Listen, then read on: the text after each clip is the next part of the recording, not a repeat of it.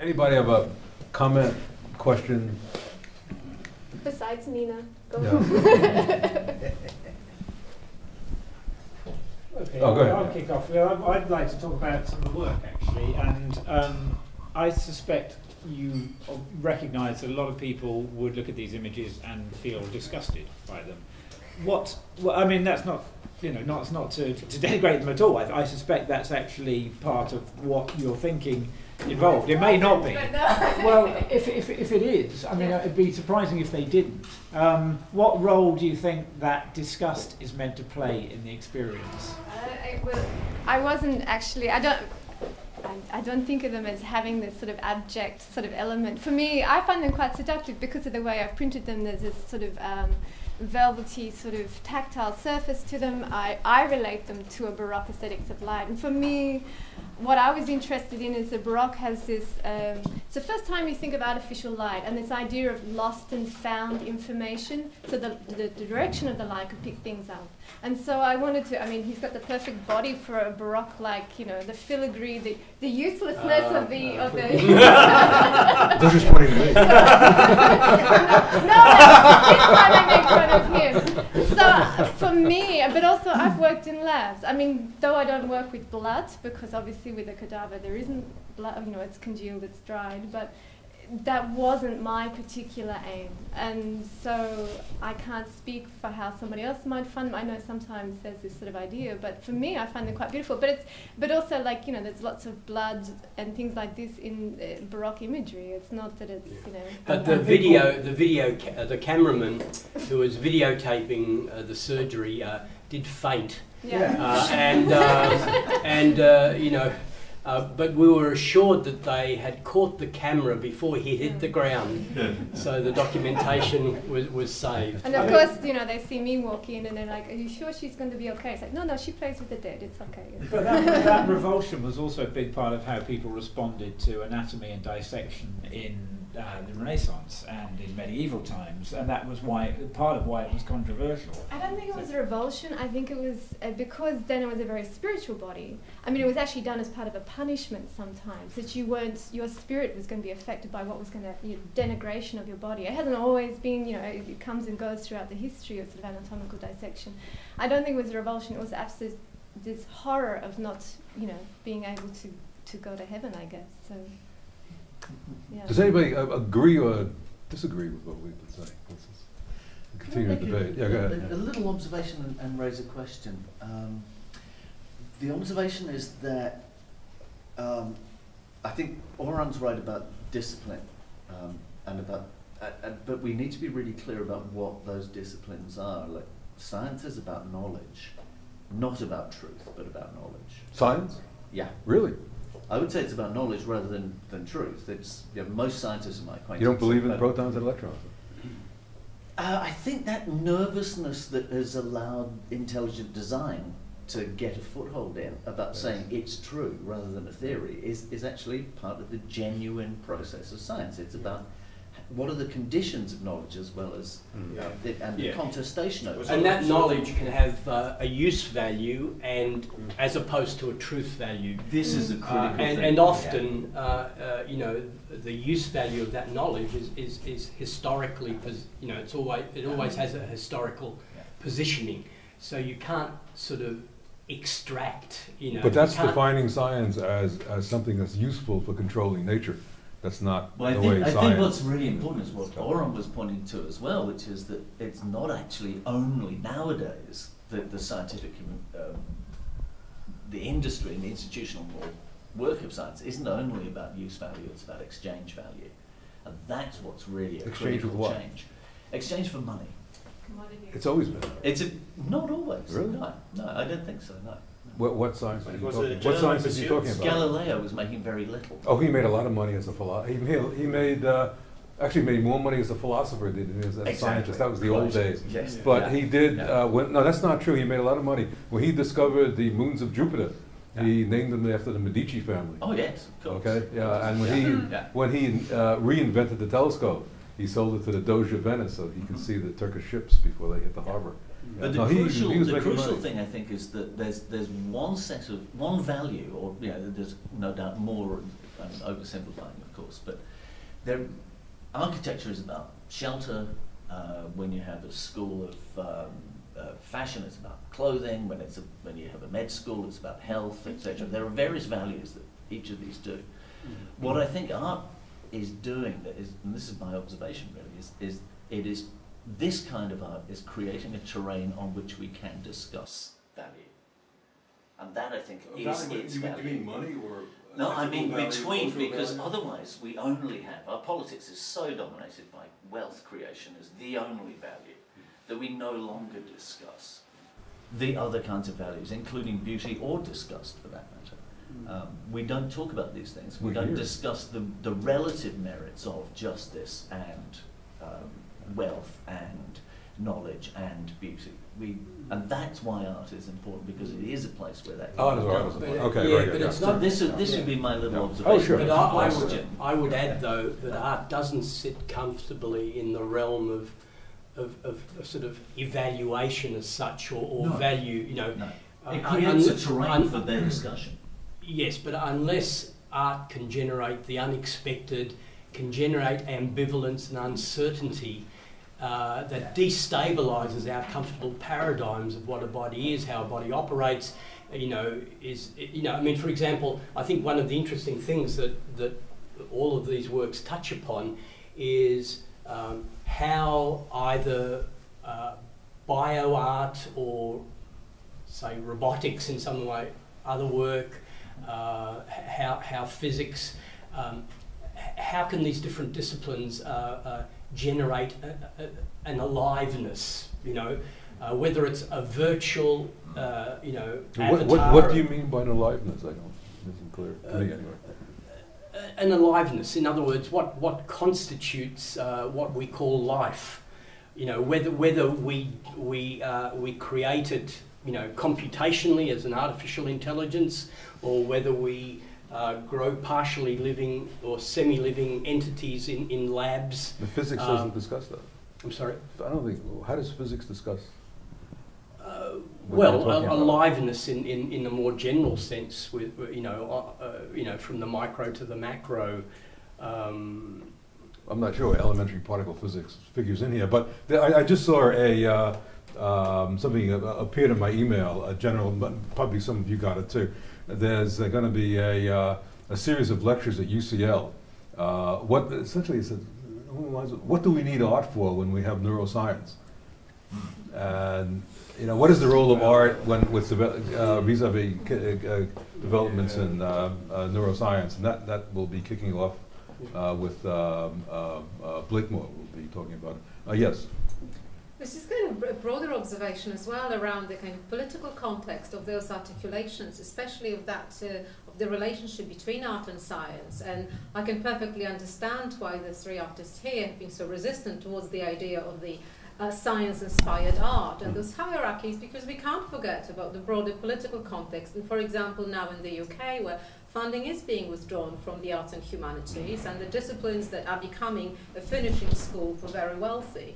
And in the way that I think what arts are doing in that particular context, they're asking very difficult questions about value, about the relationships between kind of capital, power, hierarchy, structure, knowledge, and that kind of liveness that Stelarc was talking about. And in my own work, I've been kind of working with the concept of liveness, which is a re-articulation of Bergson's creative evolution, but also as a kind of political take on ways of trying to see things differently, beyond the kind of current political setup, imagining different presences and different futures. So imagining the way Stelarc was talking about on the level of the body, different bodily architectures, but also imagining different ways of possibilities for creating knowledge. That's wonderful. And envisaging different absolutely. ways. But in that sense, that kind of turn to science, which still becomes the ultimate validator of authority, of power, something the artists turn to, I think it's quite pernicious. You're jumping in conclusions there. It's but quite there was pernicious. somebody who... I'm jumping into conclusions. I'm talking about the broader political Well, you're talking about in particular art articulation theoretical about framework, what's happened which is with the anti-science. arts councils at the moment, and But- the way the arts councils are withdrawing funding, the way the universities are losing funding, for example. Yeah, that's So a it's not tragedy. jumping There was to a very conclusions. interesting article It's written very- by one of the New York Times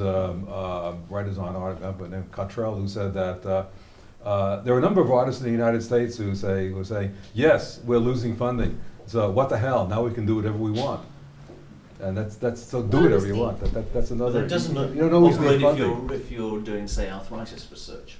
Oh, well, So no, we know that there's we're- plenty of money no, for we're talking heart about and art. plenty of We're money talking- for cancer. That's right. There's a nothing big. for long That's right. term. There was a big problem there. Yeah. The issue is often goes under the rubric of why should we fund in art science? Okay, why should scientific organizations fund art when there are enough problems along the line? But I think There's there's also always- questions about which science Yeah. gets funded. But I think there's always hierarchies and constraints and conditions that artists have to negotiate, whether they're artist-based, at a university, or whether they're working on their own. And I think, well, for example, Symbiotica has managed to do this. They've managed to negotiate and generate artistic projects. Maybe within- Oron could comment on this. Yeah. one. I just want to maybe point bloody obvious that this is a commercial gallery. The work here is for sale. This is valued in monetary terms. Yesterday, when we had this session, before I got into the engineer about commodifying life, I had to qualify it by the fact that saying I'm really uncomfortable because actually I've got work that was developed by growing pig tissue, which is on sale at the moment in a commercial gallery for the first time in 10 years that I actually contemplated the idea of actually selling my work. So, we need just as a way of kind of qualifying ourselves, we're part of that game. And for me, I must admit, it's a way to raise funds for my next project. But it is to do, and the way I think we negotiated, one thing which was really important for us at Symbiotica, for example, was never to take money from scientific research. For both maintaining our independence, but also so, we're not going to be subversive or kind of... But you're part of a university. Right? We're part of a university, which is a funding. general university. You We get get funding funding through from the the university, university, yeah, and right, we get funding yeah. from arts funding Right, bodies. yeah. The research is being funded in Symbiotica is 95% funded by arts funding bodies, which is one of the issues why I'm trying to sell work now. That's because, great. that's running out. Yeah. Yes. Well, I had a question, or maybe it was more of a comment, but I mean, if you ask any good scientists, what they're doing, they won't say that they're trying to prove something, they'll say that they're trying to disprove. And it's kind of all about the, disproving the unknown and actually kind of challenging what's thought to be the norm. And they get funded for that? They're not saying they would say the person who would buy the application. Certainly true. And I That's very Popperian. I don't know. I've never heard of that anyway. Yeah. But I mean, that is a difference within the scientific community and artistic practice. Whereas. Well, I think it's a similarity actually. I think both are trying to challenge. No, artists. Aren't in the business of proving or disproving disproving. Artists are more in the business of the production of objects and images and new kinds of aesthetic processes that question, undermine, generate contestable futures. Yeah, that's the difference between art and science. So I think there is Nina, do maybe you jump in on this? No, I'm happy to. Okay, I'd love to know the names of these scientists who want to disprove, because I've very rarely heard of them. No, because the scientific community. No, I agree with you that's what happens, because if you come up. You mean they try and disprove? Well, if someone says, I've just developed cold fusion or whatever. You try and test it. Someone's going to test it. Someone has to validate it. But they don't say they want to disprove. They want to test it. They want to test the prediction. It might be a process of disproving, but artists are never in that business. Oh no, absolutely not. Trying to. Right. Art makes no predictions. We know that. Yeah. Okay. Yeah. Well, good art doesn't. I'd proceed just a little bit further down. This is a question. From the art side, after Duchamp in particular, there's a very powerful argument that art becomes post-retinal that it's no longer actually visual, it becomes increasingly conceptual, for good or ill. To what extent are you making visual art? For me, I don't think it's... Well, if I come up with a fantastic concept, it's, for me, not so useful unless it can be like visually actualized. I let it go if I can't actually bring it to a visual outcome. So it's really important, and I don't like to think, and of course, I mean, I don't have a hierarchy in my practice. Sometimes because I do very traditional work at times, and of course, like all the anatomical illustration and all my earlier training, I don't see that I've progressed now, like bioart or working, you know, in physics labs or even conceptually. Like I also like writing a lot and sort of theoretical work, but I don't see that I've progressed, or you know, there is no hierarchy in that. But I'd like to think it can be visual and conceptual. It's not a problem, or you know. But I think you've touched upon a dilemma, for example, say with nano art, right? You know, how do you in fact exhibit such work if it is in fact in the art context? It's going to be highly mediated. You're either going to be projecting an image from a scanning electron microscope or some other means of visualizing such things. So there is a dilemma, and it is a dilemma also with bioart, because if you're growing a layer, if you're growing, say, a layer of living skin on a scaffold, what you see is the kind of residual surface, in a sense. You know, unless you stick a microphone on it, you're not going to sort of experience the dynamics of the cells, you know, growing over that scaffold. So one of the problems with any art form is being able to kind of do the appropriate mediation so that it can be experienced, and it doesn't always have to be optically. It might actually just be a conceptual statement sometimes, but the mechanics of mediation in terms of producing the artwork become very critical in areas like, say, bioart and nanoart. Unless I'm missing a point here, isn't this the old problem that we don't see anything directly? I don't see you directly either. It has to go through various parts of my body and all the rest of that. That's a fortunate thing. Yeah, well, vice versa. But you know, even if we have to intercede with a microscope or a telescope, we do that to extend our vision. So it's our seeing. So is that a real problem that you're talking about? Well, it depends on how you frame the body as an agent in the world. But I mean, you're talking about nano what we can't see, 10 to the minus 9, centimeters and things of that sort. We have to mediate that. That's right. But as an artwork in the context of a gallery or in the context of arts practice, it is a dilemma as to how one appropriately mediates that process of bioart or nanoart. So, for example, Oron, do you run into that problem? Constantly, and actually, that's kind of an interesting case where, when we were able for the very first time to show artificial engineered sculptures without mediation, in the sense of the direct engagement, and that was with the Warrior dolls back in 2000. That's when we stopped producing images, because we were not interested in that.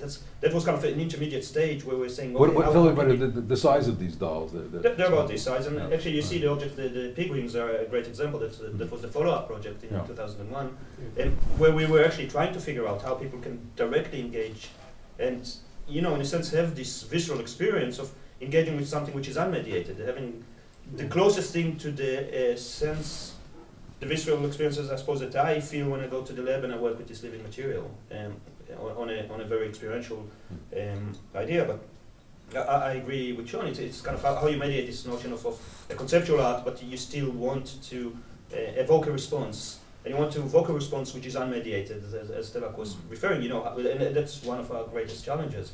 And as you go down in scale or up in scale, it's something that is obviously almost impossible to achieve without reverting to what we refer to as traditional mediation techniques, which create this distance, because we're so exposed to modified, manipulated images that we don't believe what we see anymore. And if we want to, I'm sorry. Oh no, I was just going to say that was one of the problems that I had. I mean, in a way, this work here, it's part of my PhD, that this was the beginning work. The work that's in the far room was finished yesterday, about 10 minutes into the opening. So it's a prototype for a bigger installation, but I found that, though I was talking about light, because it's mediated into an image, the subject matter takes over, and so in the end all the works have progressed into being installations, and that's why I've got, you know, if you go into the light room, that there's the glass, everything, every component of the actual image making is happening in real time, and then I can sort of get rid of all the other mediation that's actually happening. So that was one of the problems that I had, to have this experience of light where it's actually the topic. And I think art, the issue... let's go on to another but it's very appropriate. Oh, okay. and sure. Joanna's a friend. She's a friend, so she'll fully understand. Okay, make it short. Make it appropriate. I think the issue of affect in art is important. It's not about information. It's not, you know, art is not an infomercial or an illustration of a concept. It's a mode of the production of affect that, you know, gives potency to an artwork. So, for example, until we can bioprint or stem cell grow a lump of living tissue that's slimy, that has sighing orifices, that has wispy hair and bits of teeth, until we can actually produce these teratoma-like lumps of living tissue that as an audience we can handle, this would be a potent interrogation of what life is and what it means to be human might become. So the issue of affect, I think, which is not always a concern of science, and I don't want to make distinctions between the two, becomes, I think, very relevant in artworks. Well, it's similar to, just to make a quick intercession, to astrophysics. If you Google black hole, you'll see something that, you know, is a result of what's called a scientific visualization. It's something that's generated by artists from mathematical models. You don't see that up there. You had a question, yeah. Oh, sorry. Wait. You've already spoken. Let me, Annabel. Well, wait, I'm trying to distribute this around. That's all. Okay. So I have a slightly different question. I work with the media, as you probably know quite a lot, and you're all artists. You're producing art. You have a series of values that you ascribe to it, and we're all discussing those. But the one constituent who is the hardest people to get to any of these discussions or to these spaces are the arts critics. The science correspondents respond, philosophers respond, engineers respond, scientists respond, and some very curious people who've already put the flag up and said, I'm interested in interdisciplinary discussion, come. Art critics don't recognise it, don't want to come, don't That's want to right. be involved. It's very interesting, actually, isn't it? Because they're a product of this accident of the art of the last 100 years. That, you know, because we're not navel gazing, we're actually talking about issues which are way broader than just kind of the minutiae of the art world. They don't want to disrupt, to pull the carpet under their own feet. And it's somehow it's very interesting that sometimes critics or even theorists feel kind of anxious about artists who can articulate their position, and also no, it's you know. So in other words, the role of the critic is to basically explain to the audience what the artist really means, and an artist who might be able to articulate their work is kind of seen is seen as an awkward kind of. I can see that sort of culturally, but there's something much more important going on, which is what art is and what it does, and the surrealists and the Dadaïsts and many other sort of early modernists were sort of equally challenging their culture. That's what we're trying to get at here. Absolutely. That's what we're trying to get at here, is what you how are art is squarely redefined. in that tradition as artists, and I don't understand why that tradition isn't being engaged. There is something either visceral or incredibly difficult for this very well-trained and highly intellectual group who do understand what art is and what its role has been and what it should be now. I'm sure they totally understand that, and they see that you're doing that in that tradition, and yet they still don't come. Did you pose this question to them? Every day. And what's the response? Well, no, I haven't. I've been trying to, it's something I want to try and engage with here, actually, and try and get them in and start to do it.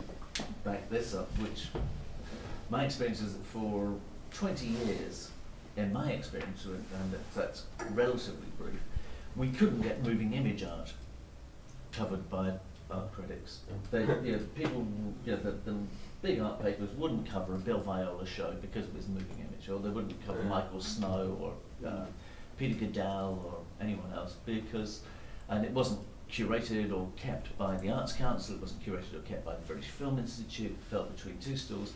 As a result, it was the one avant-garde that the British have ever produced, as it happens, was the Film Co-op and London Video Arts. But so there may be positive virtues to ignore. But culture has an amazing capacity that within 20 to 50 years it will have absorbed, you know, the kind of the radical, edgy, and new media work of the past, and it will, you know, I mean, we just have to look at the history of art to see that. I mean, maybe we have a dystopian vision because now we go to every biennale and there's a number of, basically we have, what we have 60 to 70% screen-based works in Venice or somewhere like that, and maybe we see a future where there are labs in each space. I don't know. I mean, do we want that? Do we want that sort of proliferation? Probably not.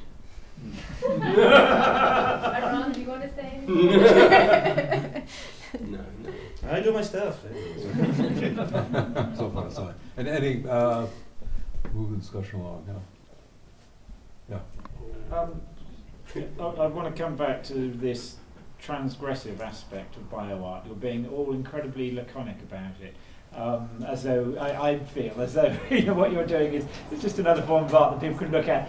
You must all be aware that actually, the technologies that you're working with are themselves seen sometimes as transgressive, and what you're doing is, in some ways, whether you're intending to or not, is forcing that issue. It's saying, look at what these technologies are making us confront, and we're presenting it in a manner that really raises those questions. So really, I just wanted to ask whether you feel that is one of your aims, and also, what sort of responses do you get to that element, that transgressive element, that idea that you're doing something unnatural with the body or with life, with tissues? I don't know, as artists, whether we sort of are deliberately provocative or transgressive, although, I guess if you have an ear constructed on your arm, that might be seen as somewhat sort of strange, but I think really it is, all of these projects are really about this idea of alternate, examining and exploring the possibilities of alternate sort of evolutionary architectures, and also being fascinated. I know Nina's fascinated with comparative anatomies, but this idea of sort of hybridizing insect, animal, and human sort of structures, produce kind of new hybridities of possibilities that would be very interesting. We all perceive sort of like science-inspired art. Oron, do you want to jump into this? Yeah, I would like to, because and I think that might also kind of touch on what Annabel was asking. You remember at the beginning I said that I'm trying to deal with stuff that we don't have a cultural language to engage with, and trying to develop this new cultural language, by definition, can be seen as a transgressive act. The fact that those things are happening on a routine basis within other realms of our society and our culture, within the scientific lab, within the engineering workshop, but by them being introduced within this cultural realm without the language to engage with it, the critics can't deal with it because they have their own language. The public sees it as a transgressive act because how dare we violate their, and challenge what they felt the world is. It's like it's not a warm, fuzzy feeling to be stand speechless in front of something Yeah. and needing and being forced to re-articulate for oneself what one is being confronted with. And so, you know, so it goes for both the public and the critics. That you know, we're actually asking them to work. And every time you challenge somebody's worldview, they're going to defend it quite strongly. I mean, even when I had my PhD confirmation, I finished and, you know, on the panel, this person said, well, you know, they had actually really loved my work until they heard me speak about it, and then that had ruined the whole experience. And there was no actual question that this person ever posed to me. It was a diatribe, this attack of like how, you know, she wants it sold, and that was the end, and she left. And it was kind of like, well, you know, it's sort of... But transgressions are occurring not only in the realm of art. I mean, with reproductive technologies, for example, you know, we're getting unexpected possibilities that generate, you know, unease. So women with blocked fallopian tubes could have children with sort of external fertilization of their eggs, right? But then people didn't reinsert the egg in the same body, you know. Or a mother could bring to bear the egg from her daughter because her daughter might have been in danger of having medical complications. They recently brought to bear in the UK an embryo that had been frozen for over 30 years, and they reckon now they can extend that to 50 years, which might mean that your sibling is born basically after you die, so you're a generation apart. You know, we flush things down the toilet, or we freeze them for future experimentation. Now these are sort of transgressions in a sense in terms of the normal relationship of reproductive techniques in terms of evolutionary time, and this has happened because of, you know, of science in this case, not because of art. So it's not only in the realm of art that these things can occur.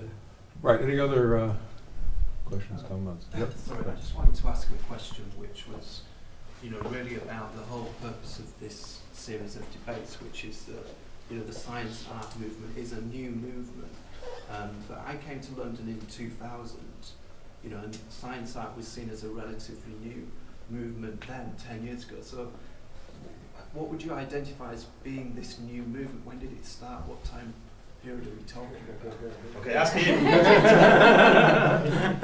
What I said at the beginning concerning bioart is that biology-inspired art is that it's new in the sense of the techniques that are used very recently producing astounding results.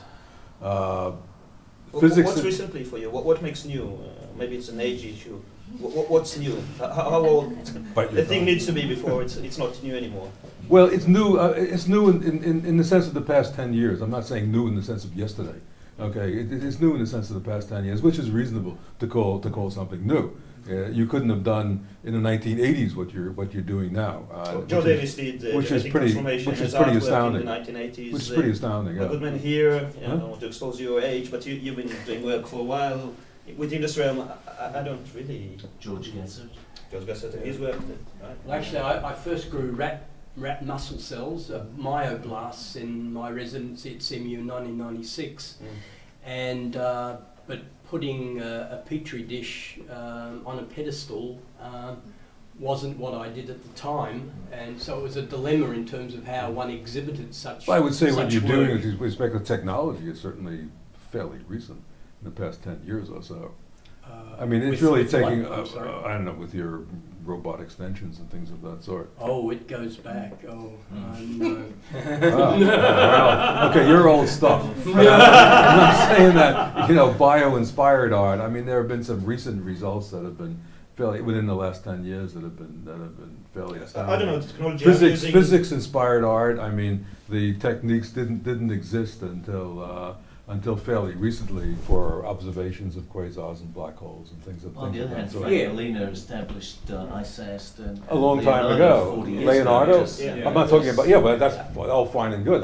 What's in Leonardo is it's quite something different. But, than strange over that here. concept of art, science, technology. Oh, that's an old concept. 40 years old. Oh, it's 32,000 years old. That particular right. iteration. Yeah, sure. And what's I striking agree with is that. Dolphinians in 1936. You know, if you want to go, some of the scientists that were working with tissue culture in the early 20th century, you know, they were referring to it as art. It wasn't accepted then, but Laura Marx traces it back to the Islamic history of digital art. Well, that's another situation. I think it's how much you want to generalise And the the internal language. organs in 30,000. Yeah, well, you can change. Well, of course. I mean, all knowledge existed a long time ago, but the point is of the developments are fairly recent. I would say exciting mid-90s there developments. was this explosion. I would agree with you there. That the Yeah, mid-90s, that's fine. Okay, so there were that's still new. Okay, Okay. and even in the 21st century is new too. I'm not saying yesterday. I mean, history is in the last 10 years as well. So that I hope I've answered your question I on want to that. make another point about that. I mean, I do kind of see where you're coming Oh, from. let me say something else. The process is gradual, okay? I think what's bothering you is the word revolution, maybe. The process, No, that's it's silly. not that, it's- The process is gradual, Yeah. but what's happening is astounding in recent years. I just think it is all down to language. If you say that, art, biology-inspired art goes back 32,000 years, I don't quite agree with that because, biology as a science hasn't existed for 32,000 years. Yes, but if you look at these Say cave nature paintings, they are inspired paintings art. of animals on the move, etc., that are extremely interesting. But, And science these artists were not the just profession drawing of an scientists, animal. Yeah. The scientists They were word experimental. was only coined in the 1800s. I'm not talking about that. I'm not talking about that at all. I'm talking in a much larger I sense. just think there's a separation between. If you look, no, you're nature-inspired trivializing it. If you look at these cave paintings, I'm if you look saying at these that cave there's a paintings, difference between nature-inspired art and science-inspired art. or life-inspired art. well, whatever you want to call it. But these artists are truly amazing in prehistoric times, if you want to let me use that term. In that they weren't just drawing an animal, they were drawing an animal moving. It was very Franz Kupka-like painting You can from the say beginning of that's the 20th just century. illustration, though. It's just illustration of observation. Is this it? Art Is this isn't not just illustration? about illustration, actually, most artists will say that. No, I wouldn't say that. Illustration's a bad word. I wouldn't say that. These are not illustrations. They're simply on paintings on cave. You haven't seen them. They're not illustrations. No, I guess some of the ease that maybe the group of artists is sort of experiencing is rather not to argue the fact about sort of science-inspired art or even the relationship of science and art, but rather what, for example, is interesting about synthetic life, artificial intelligence. How do we generate aliveness in robots? What does it mean? How meaningful is it to say that an artificial system is intelligent? Those sorts of questions are, I think, the realm of operation of the artist, rather than setting up categories of framing. It's a very particular art. Yeah. But Joanna, you had a question. It's all right. The moment has passed. That's life. Yeah. Anyone else wants to continue the debate, or we can just continue the debate over another glass of wine outside? I would just like to argue against hybridization and for conversation between disciplines. And I'm not sure if we're going to see a third discipline anytime now. I see. Okay. So he's not sure. Speaking Okay. from the point of view of the arts catalyst, Okay. I think we're encouraging science and art collaborations. We see scientists as being there as being very interesting, and artists being there very interesting and want to bring them together, but we don't necessarily expect them to hybridize or to suddenly mutate into this. Oh, no, nothing like that. No, but I think a long time. Yeah. But I think also, in fairness, what Arthur's done is, in a sense, establish the parameters and sort of the terrain within which artists can generate these alternate viewpoints, multiple and diverse viewpoints, and I think that's kind of what's generated the discussion. Yes, what we're trying to do is set up a generalization, and I'm not saying you're sure. Okay, we're trying to speculate on what might be the case. And again, who knows what anything will look like 50 years from now. Okay, to say you're sure about something is not a good way of going about it. And my add maybe that we kind of, by doing so, we kind of discrediting the enablers, and those are the, you know, for good or for bad, the engineers and the technologists. And we need to acknowledge their role with kind of facilitating both kind of artistic practices and scientific practices, in the sense it's them who are doing the dirty job. But there's also the issues associated, and that's something we explored this week, the fact that they want to be now on the top of the hierarchy, and that's something that I must admit I find extremely disturbing. Yeah, there are problems. But I don't know about the others. What's in? Sorry, what do you mean? So when we had talks by engineers in the synthetic biology workshop that we just ran, they were trying to put themselves as the top of the hierarchy. They were the one who was saying that the revolutionary thing, and using this revolutionary language about synthetic biology, that is engineering driven, that it's about the application of real engineering logic into living systems. They're talking about biologists, and especially molecular biologists, as people who are throwing stones into a river and called it a bridge, and they're coming in to build the real bridges. And that's the type of thing which I think both enables us as artists to actually engage with those new palettes of possibilities that are being offered, but I think this very mindset is something that we all have to be quite worried about, and I must admit that my quest as an artist at the moment is to try and counter this engineering mindset while using those very same tools that are being provided to me by them. And following up on that, I think the artistic process is not about making a blueprint and then sort of realising, the work. Rather, what's interesting is the slippage that occurs between the intention and the actualisation of the work, factoring in the accidental, and hoping for the unexpected. I mean, for me, if the unexpected doesn't occur in the artistic process of what this artist is doing, then it's probably not going to be interesting art. Can you give and us if an it doesn't example have of an ambivalence, Can you give us an example of that? and if it doesn't have an ambivalence to be open to interpretation, then again it becomes a closed system that is uninteresting. So it's not. But that's really, and that's art. Yep. And so you're saying the engineers and the technology are coming into the art space and actually. Well, that's No, science too, art doesn't interest them. No, they're coming into our lives through. Okay, let me start my spiel. But there is this what's being referred to now as the single engineering paradigm. This idea that the engineering mindset is invading matter using nanotechnology by trying to engineer matter atom by atom, engineering life through synthetic biology, molecule by molecule. We learned yesterday about kind of geoengineering, engineering our own planet through engineering logic, and what's the most extreme of all, and that's going back to your comment, neuroengineering, which is trying to engineer our thoughts. So this idea of the engineering mindset seems to now take precedent, and we see it through the funding system, we see it through the debunking of anything which doesn't seem to be utilitarian, is something that I think we all need to resist, artists and scientists together, and put engineers back to where they belong, and that's being our servants, and they're very good at that. I would say that I'd be willing to be complicit in this engineering sort of trajectory, as long as they were doing experiments on this artist, so this artist could experience directly and thereby be able to articulate in a meaningful way what's actually happening. But not mass-produce this artist. Oh, come on! Yeah, okay, on that note, any other new questions or comments? I was hoping. Okay, I think perhaps we should adjourn and continue the discussion over a glass of wine outside. Okay, thank you very much. Thank you.